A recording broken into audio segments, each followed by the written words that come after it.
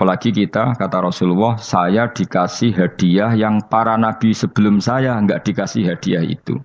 Apa itu? 5 hal itu. Di antaranya apa? Kata Rasulullah, wa utitu khawatima suratil Baqarah. Saya dikasih terakhir-terakhirnya surat Baqarah. Di surat Baqarah itu umatnya Nabi dapat bonus dan ini luar biasa, yaitu ayat Rabbana la tu'akhidna inna sina wa akhtana. Ya Allah, jangan hisab kami, jangan beri sanksi kami, jangan azab kami kalau suatu saat kita lupa atau salah. KSP nak kue urung salah, padahal mesti salah. Rai-rai ini gak mesti salah. Wes gawe perjanjian mbek pangeran Gusti. Ndamel perjanjian dong, apa? Setiap saat salah langsung sepuro. Mohon mboten usah istighfar malih, mohon niki mohon niku. Terus deal, soalnya deal ini.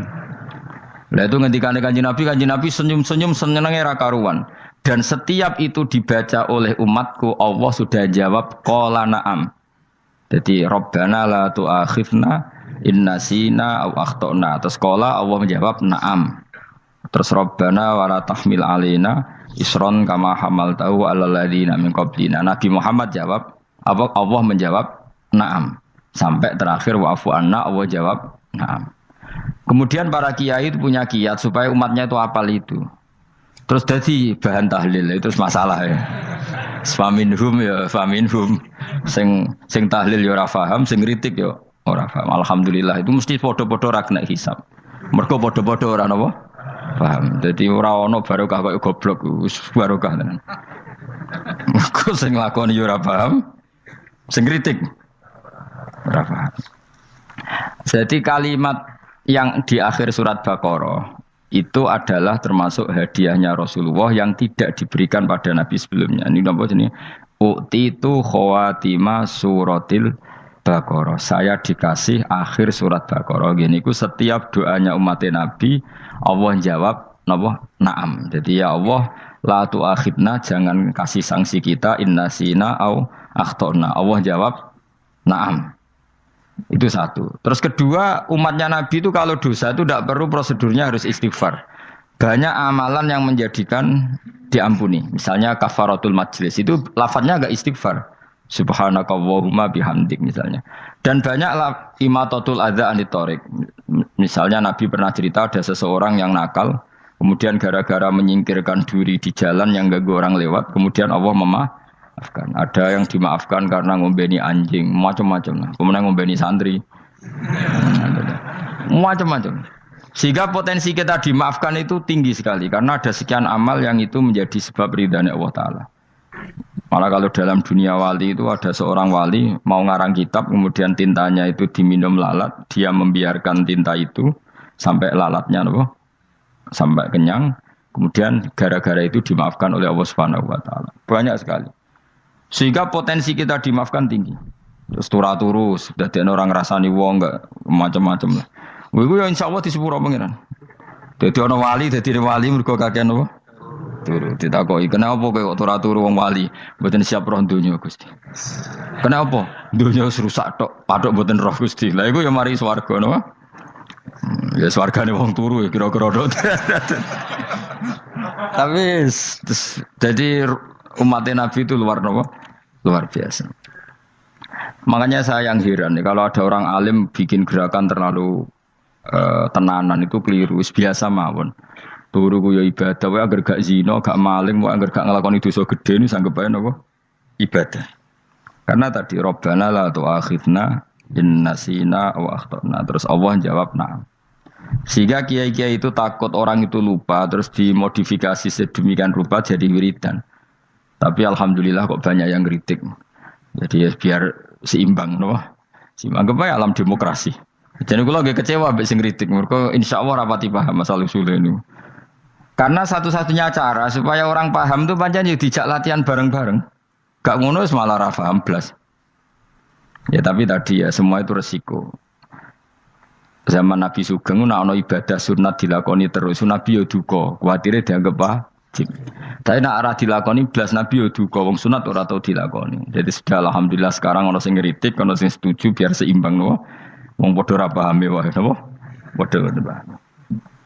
Padahal makna ayat itu luar biasa. Rabbana la tu'akhidna in nasina wa akhtana. Terus kedua, Rabbana wala tahmil alaina isron kama hamaltahu alal ladzina min qablina ya Allah. Jangan beri beban kami sebagaimana engkau memberi beban kepada orang sebelum kami. Dulu itu kalau ada orang yang salah, itu harus dibunuh oleh orang yang tidak salah. Liyak tulal bari umingkum al mujrima. Supaya yang tidak salah membunuh yang salah. Sehingga ketika umatnya Nabi Musa menyembah anak sapi, ijel itu, apa kata Allah?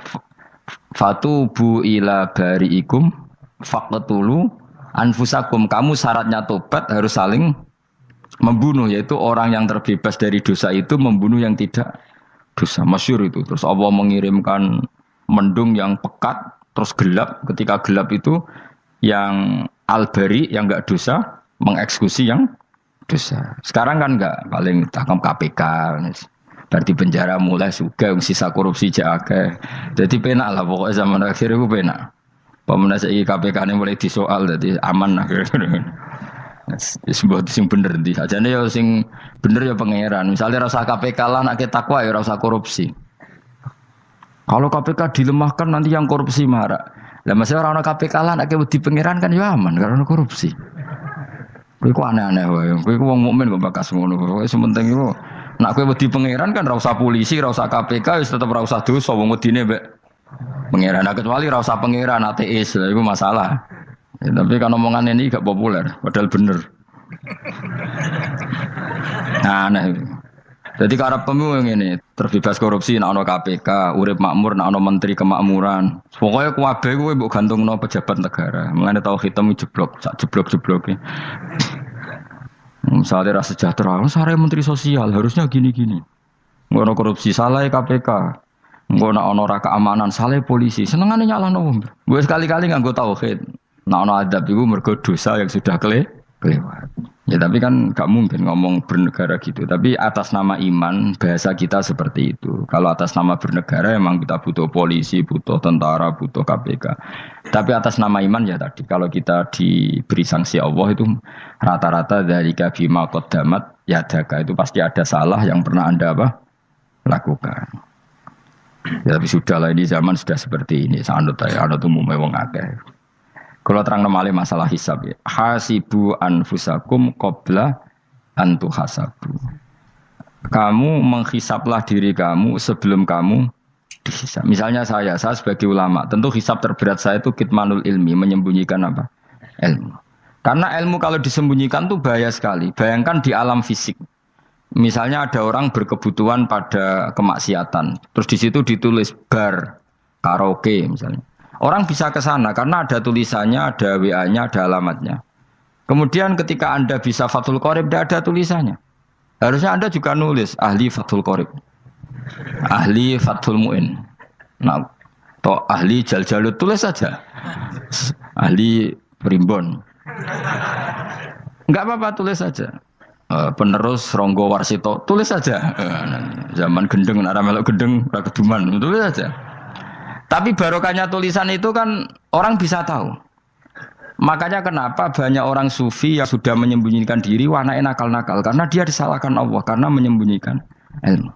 Saya itu orang yang senang tertutup, kecuali masalah ilmu. Saya mau mengajar terbuka seperti ini.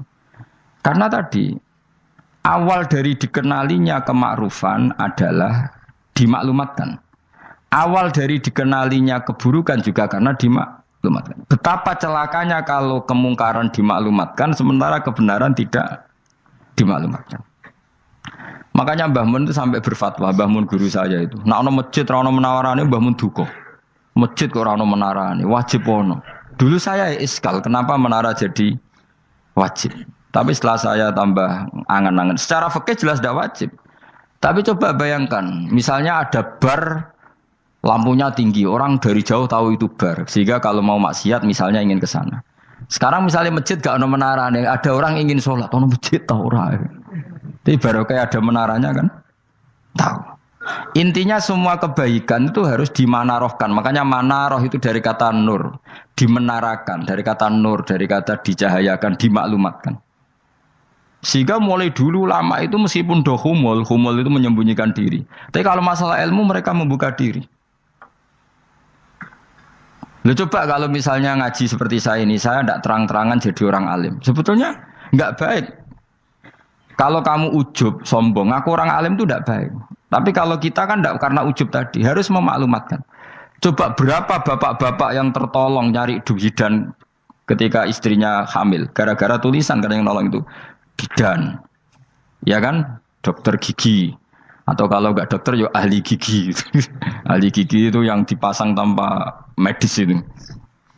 Enggak, kamu menjadi tahu karena apa coba? Tulisan. Tapi kenapa kebaikan tidak seperti itu? Harusnya sampean itu tulis saja. Misalnya sampean enggak alim saja, maklar orang alim.